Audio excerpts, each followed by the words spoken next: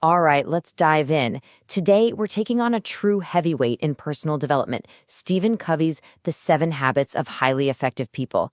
Now, this book has sold, over 40 million copies, and there's a really good reason for that. It's not just about quick fixes or life hacks. It's more like a blueprint for a complete life change. So, let's get into it and break down these incredibly powerful ideas. Okay, first things first, let's be super clear about what this book isn't. This is not just another productivity guide trying to help you check off more boxes on your to-do list. Nope.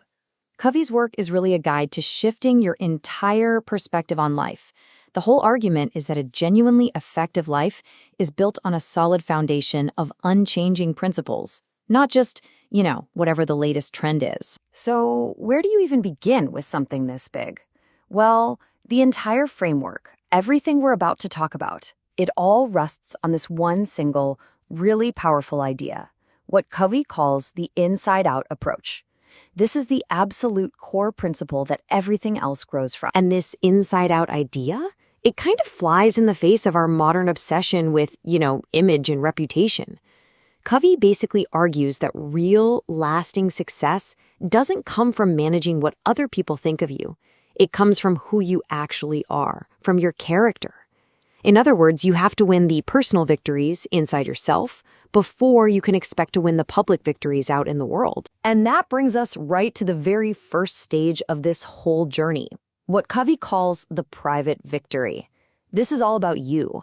It's about building that non-negotiable foundation of self-mastery. It really is the hard work you do when absolutely no one else is watching. So how do you get this private victory? Well, it's achieved through the first 3 habits. And they actually form a sequence.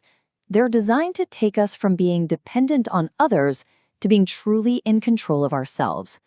Let's break them down. Okay, habit 1, be proactive. This is the absolute game changer. It's all about making a fundamental shift from being just a passenger in your own life, constantly reacting to things, to getting in the driver's seat. Instead of blaming your circumstances or other people, you start to recognize that between what happens to you and how you respond to it, there's a space. And right there, in that space, that's where your power is, the power to choose. All right, so you're in the driver's seat now. Habit 2 immediately asks the next logical question. So, where are you actually going? This is begin with the end in mind.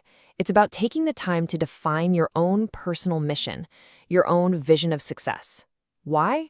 So you can make sure every single step you take is actually moving you closer to your destination, and not just one that someone else set for you. And that leads us perfectly into habit 3, put first things first. This is all about execution. You see, we all live under what Covey calls the tyranny of the urgent, those constant fires and interruptions you see in quadrant I. But where a lot of us get tripped up is in quadrant 3, dealing with stuff that feels urgent but isn't actually important. Covey says the real secret to being effective is to consciously, deliberately carve out time for quadrant 2, the stuff that's important but not necessarily urgent. This is where the magic happens. This is where you do your planning, your relationship building, your long-term thinking, all the stuff that really moves the needle. So once you've done that internal work, once you've achieved that private victory, now you're ready to start mastering the art of working with others. That personal foundation is solid. You're ready for what Covey calls the public victory.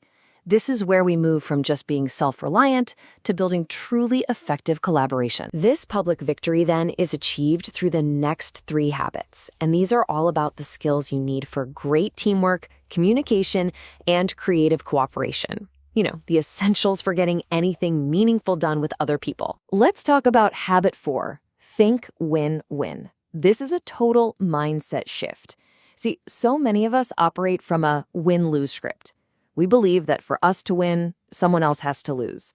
It's like there's only one pie, and we have to get the biggest slice. Covey says, no, that's a flawed way to look at the world. A win-win mindset actively seeks mutual benefit. It operates on the idea that there's plenty for everybody, and that success is actually way better when it's shared. This brings us to habit 5. And man, this one hits home for a lot of people because it addresses a huge flaw in how we communicate. Think about it. Most of us don't really listen to understand. We listen so we can figure out what we're going to say next. We listen to reply. This habit flips that completely on its head. Seek first to understand, then to be understood. It means you have to genuinely diagnose the situation before you try to prescribe a solution. You have to really try to see the world from their eyes before you can ever expect them to see it from yours. And you know what? When you combine that win-win attitude with a genuine desire to understand other people, you unlock habit 6, synergize. And this isn't just about teamwork, it's creative cooperation. It's that amazing idea that by truly valuing our differences, we can create brand new solutions that are way better than what any single one of us could have come up with on our own. It's the ultimate proof that the whole can be greater than the sum of its parts. You know that whole 1 + 1 = 3 idea? That's synergy. Okay, so we've gone through 6 habits, but there's one more to go.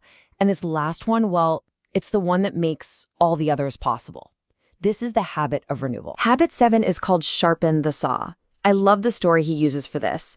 Imagine a woodcutter who's sawing away at a tree, just furiously working, but he's making almost no progress because his saw is totally dull. So someone comes along and says, "Hey, why don't you stop for a minute and sharpen your saw?" And the woodcutter replies, "I can't. I'm too busy sawing."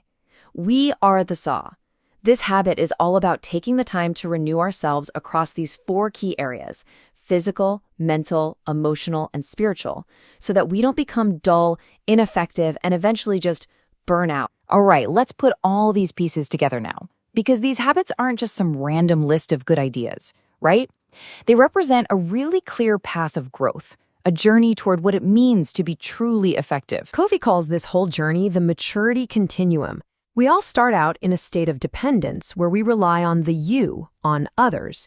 Then the first 3 habits, that private victory we talked about, they move us to independence, the I paradigm, where we're self-reliant and in control. But here's the thing, that's not the final goal. The highest level of effectiveness is actually interdependence, the we paradigm, which we get to through the public victory. This is where truly independent people choose to work together to accomplish things that none of them could possibly do alone. Ultimately, though, this isn't just some interesting theory to think about, it's a call to action. So the final question really is for you. As you look at these 7 habits, which one of them really speaks to you right where you are today? Which single habit, if you started practicing it right now, would make the biggest positive change in your life? That's the